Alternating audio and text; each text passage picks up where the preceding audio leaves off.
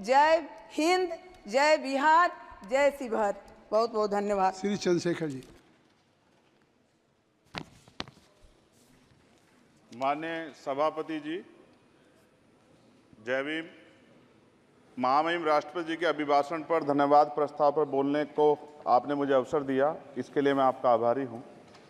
सभापति महोदय, सर्वप्रथम मैं बहुजन समाज में जन्मे सभी संतों, गुरुओं, महान पुरुषों को नमन करता हूं, जिनमें महात्मा ज्योतिबा फूले, डॉक्टर बाबा साहब अम्बेडकर और मान्यवर काशीराम साहब को मैं याद भी करता हूं आज के दिन पर। साथ साथ नगीना की महान जनता और भीम आर्मी और हमारी पार्टी आज़ाद समाज पार्टी काशीराम के साथियों का भी धन्यवाद करता हूं। इसके बाद अपने कुल गुरु जगत गुरु सदगुरु रविदास जी महाराज को भी मैं नमन करता हूं, जिन्होंने दुनिया को लगभग 600 साल पहले बेगमपुरा शहर के रूप में दुनिया का सबसे महान लोकतांत्रिक दर्शन दिया। अध्यक्ष महोदय, माननीय सभापति जी, 14 अगस्त 1947 को ये देश अंग्रेजों के अधीन था। 15 अगस्त 1947 को हम लोग आज़ाद हुए। 16 अगस्त 1947 को देश आज़ादी में था, लेकिन धन धरती राजपाट में बंटवारा नहीं हुआ।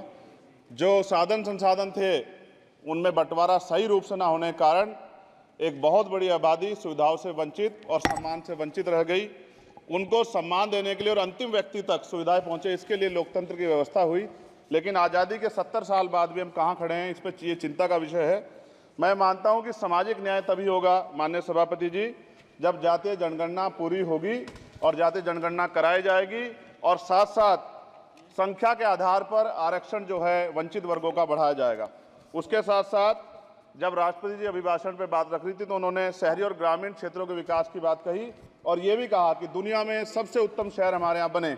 लेकिन माननीय सभापति जी, 70% आबादी तो गांव में निवास करती है, तो गांव की आबादी के बारे में भी सोचना होगा कि उनका जीवन कैसे बदले।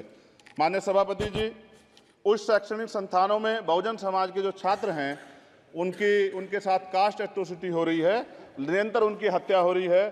साथ साथ जो सरकारी कर्मचारी हैं दफ्तरों में, उनके साथ भी जो SC ST OBC और मुस्लिम और अन्य धार्मिक अल्पसंख्यक, उनके साथ भी माननीय सभापति जी जातिगत और धार्मिक जो है शोषण किया जा रहा है।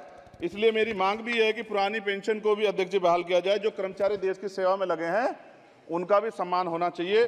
साथ साथ सभापति जी, भाजपा ने चुनावी लाभ के लिए सबका साथ सबका विकास के नारे दिए जो खोखले हैं, क्योंकि 10 साल में दलित, पिछड़े, आदिवासी, मुस्लिम और अन्य धार्मिक अल्पसंख्यक के जो अत्याचार हुए हैं वो किससे छिपे हुए नहीं हैं। ये गलत है, ये बंद होना चाहिए।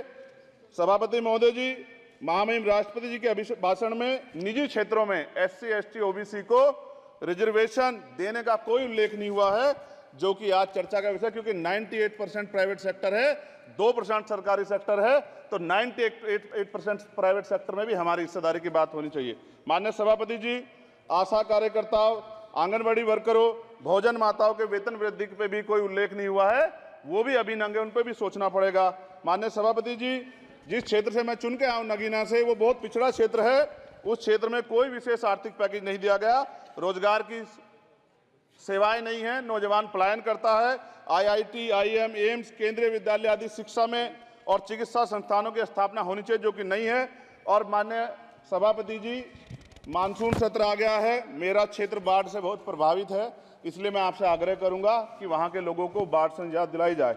माननीय सभापति जी, चीन हमें आंख दिखा रहा है और लगातार हमारे देश की सीमाओं में घुसपैठ कर रहा है, इसलिए अग्निवीर योजना को हटाकर पुनः सेना भर्ती शुरू की जाए और साथ साथ भारत की सबसे प्राचीन व बहादुर रेजिमेंट में से एक चमार रेजिमेंट को पुनः बहाल करा जाए, ऐसा भी मेरा आपसे आग्रह है। माननीय सभापति जी, पिछले सारे प्रधानमंत्रियों ने मिलकर जितना कर्ज लिया है उससे दुगना कर्ज हमारे वर्तमान के प्रधानमंत्री जी ने लिया है। किसान अगर अपना कर्ज माफ कराने के लिए जाता है तो लाठी झेलनी पड़ती है, जबकि सरकार ने धन्ना सेठों का 15 लाख करोड़ रुपया माफ किया है। इस ओर हमें ध्यान देना पड़ेगा, हमारी आने वाली पीढ़ियों को ये कर्ज चुकाना पड़ेगा। माननीय सभापति महोदय जी, किसानों को MSP की लीगल गारंटी तथा किसानों का कर्ज माफ होना चाहिए। साथ साथ 2 अप्रैल 2018 को SC ST के बच्चों पे बहुत बड़े पैमाने पे मुकदमे लगे थे, वो हमारी लड़ाई सही थी, ये सुप्रीम कोर्ट ने माना और बाद में सरकार ने माना, वो मुकदमे तुरंत वापस होने चाहिए। माननीय सभापति जी, प्रेस जो है उस पर भी शिकंजा कसा जा रहा है।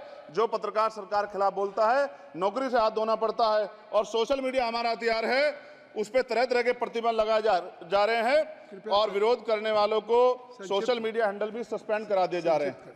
साथ साथ सभापति जी, पेपर लीक और परीक्षाओं के कैंसिल होने से देश के नौजवानों का भविष्य खतरे में है। नीट, यूपी सिपाही भर्ती सभापति जी और 69,000 शिक्षक भर्ती में आरक्षण घोटाला हुआ है, कोई पूछने वाला नहीं, खून के आंसू रो रहे हैं बच्चे, बेरोजगारी का दंश युवा झेल रहे हैं। इसलिए मेरा आग्रह है कि युवाओं के लिए कृपया समाप्त करें चर्चा। माननीय सभापति जी, मैं पहली बार बोल रहा हूं, आप कहेंगे मैं बैठ जाऊंगा, मैं आपकी बात, मैं संवैधानिक मर्यादा का पालन करूंगा, मगर हम तो माननीय सभापति जी सुन ही रहे हैं। आप बोलिए, 1 मिनट। धन्यवाद, धन्यवाद। 1 मिनट और बोलिए। अध्यक्ष सभापति जी, नारी सम्मान की बात करने वाली सरकार, हमने मणिपुर देखा सर, हमने पहलवान बेटियों का हर्ष देखा सर, और हमने सर हाथरस की बेटी का हर्ष देखा सर, और हाथरस के परिवार को जो वादा किया था सरकार ने वो भी पूरा नहीं किया। और महिलाओं में भी, स्पेशली दलित, पिछड़े और मुस्लिम वर्ग की, आदिवासी वर्ग की महिलाओं के साथ आज भी एनसीआरबी का डाटा कहता है सर जो जुल्म हो रहा है वो सहनीय नहीं है सर। साथ साथ कोविड में तैरती, हमने कोविड में बहुत सुना सर, कोविड में तैरती लाशें भी गंगा में हमने देखी है सर, और मजदूरों का हाल भी हमने देखा है। सभापति जी, बस सब समाप्त कर रहा हूं।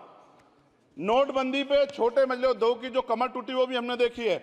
सभापति जी, शैक्षणिक संस्थानों, विश्वविद्यालयों में, चिकित्सा संस्थानों में ओबीसी एसटी के योग्य अभ्यर्थी को एनएफएस करके जिस तरह निकाला जा रहा है, लेटरल एंट्री करके जिस तरह हमारे रास्ते बंद किए जा रहे, ये भी हम देख रहे हैं सभापति जी। साथ साथ मेरा ये कहना है सर, ये सबका इशू है कि प्राइवेट कर्मचारी सर और सरकारी भी कई जगह पे 8 से ज़्यादा घंटों से काम करते हैं, और उनको जब सर उचित वेतन भी नहीं मिलता, तो न्यूनतम वेतन 20,000 रुपये तय हो और 24 घंटे की ड्यूटी। उदाहरण के तौर पे यूपी पुलिस